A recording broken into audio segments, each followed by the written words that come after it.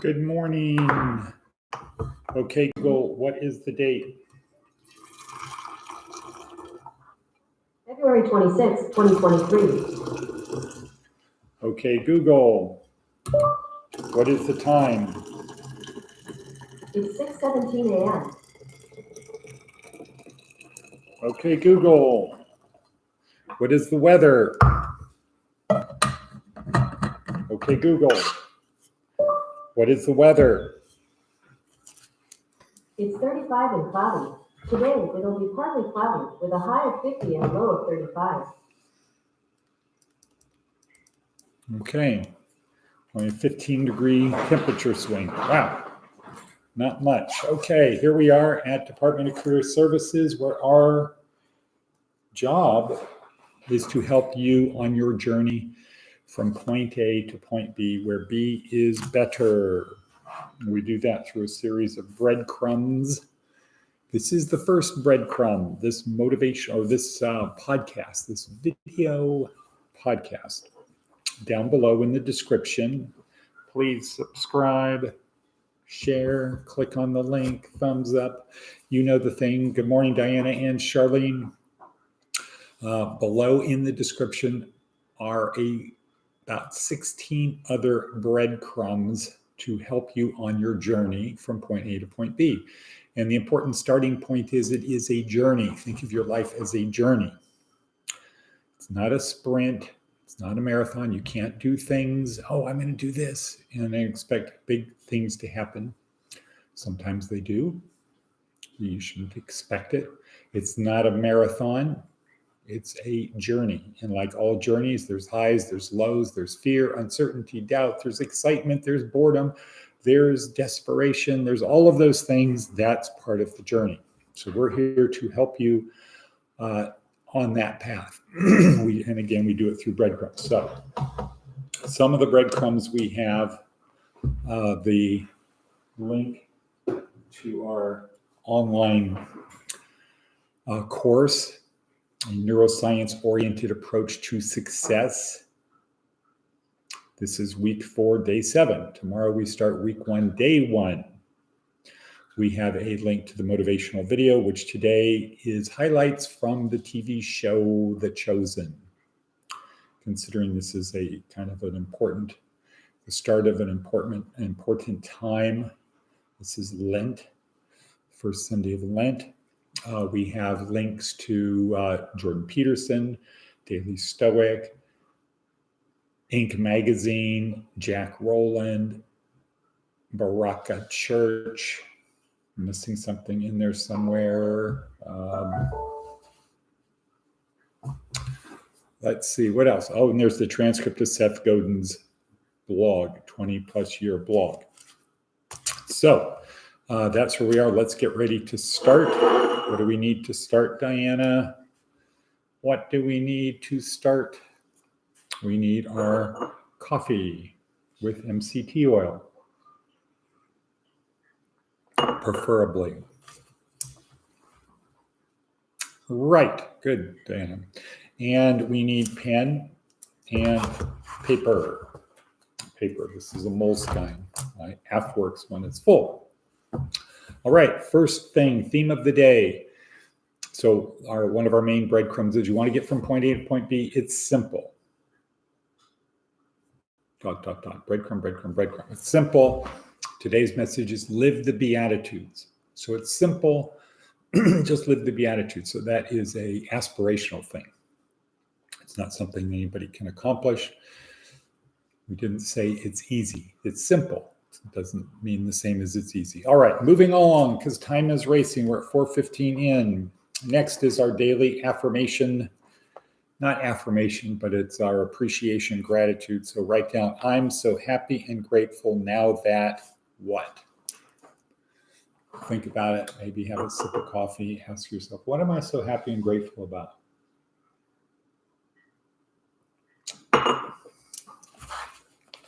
First thing that comes in my mind is the opportunity to help those who need it most.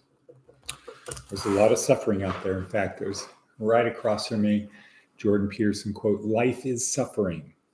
Work to reduce it." So I'm so happy and grateful that I have an opportunity to do that.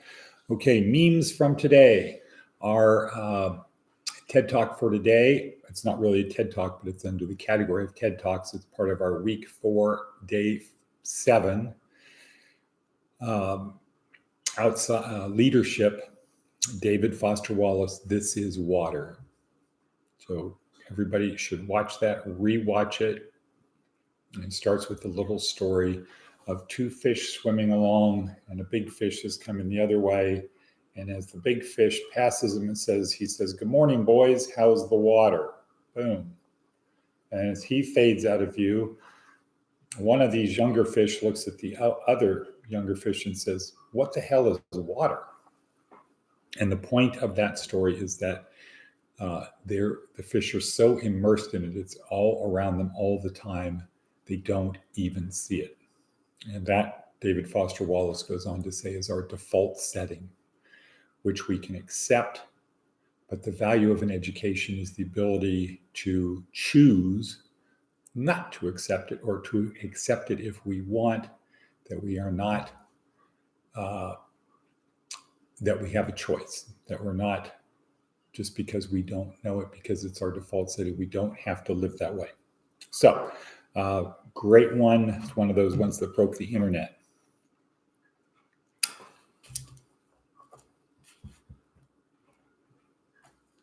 Let's see some of the memes from the, the motivational video is from The Chosen. A lot of good little excerpts in there. Highly recommend you take the 6 minutes to watch it, especially because it's a Sunday, the Sabbath, our Sabbath, day of rest. Next, Seth Godin. What does Seth have to say? We're 7 minutes in. What does Seth have to say? The reality of chasing pop. It's tempting for a creator to make a pop hit, a song or a book or a meme that becomes a popular idea and part of the culture. In our lifetimes, it's become possible to imagine that you could even make a living creating pop. But pop is a harsh mistress, because pop means popular, which is by definition rare and unfairly distributed. As long as it's easy to create and rare to have a hit, there will be a huge majority of people who don't win this lottery. And it is a lottery. It's tempting to believe that passion, skill, and perhaps talent are sufficient to make a living in pop, but the math says otherwise. It's available to us all, but there's no guarantee that you can make a living at it. There's no guarantee you can make a living at chasing pop. Right. So, what could be better? Passion, skill, and talent. Passion, skill, and talent could be better. All right. All righty then. Okay, moving along, 8:30 into it, we have another new member of our Thriving Warrior tribe up here. The Oasis Rain Man is full.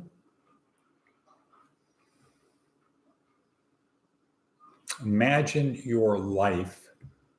This is kind of a riff on Nietzsche's thing of painting the portrait. So imagine your life is comprised of a table and all of the accomplishments and things of your life on that table.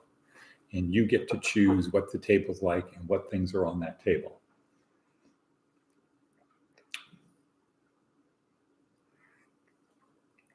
Building words is hard. You have this, you get to build this table. You don't get to build the table, you build the table. You get to decide what the table's like and what's on it. But an important part of the table is it has to be built on sturdy legs, at least 4 legs. Now, it's possible that at some point the table could be so large and so heavily burdened that you need more than 4 legs, but at least you need 4 for a table that can hold a reasonable amount of stuff. You could have a 3-legged table and unfortunately be a homeless person out on the street, somebody addicted to alcohol or drugs. And if we looked at their life, we'd say, okay, what legs are weak on their table? Well, the physical leg is weak because they're not in good physical health. They're not taking care of themselves physically, and they're consuming things that are not good for them. So that's not good.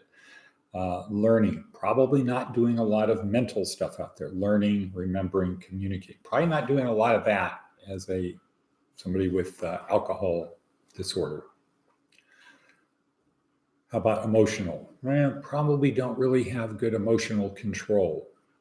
And spiritual, probably definitely not strong leg in the spiritual side. So what happens to that table? Very small, keeps crumbling. And I would say the people just don't get. The problem is they don't have a good foundation.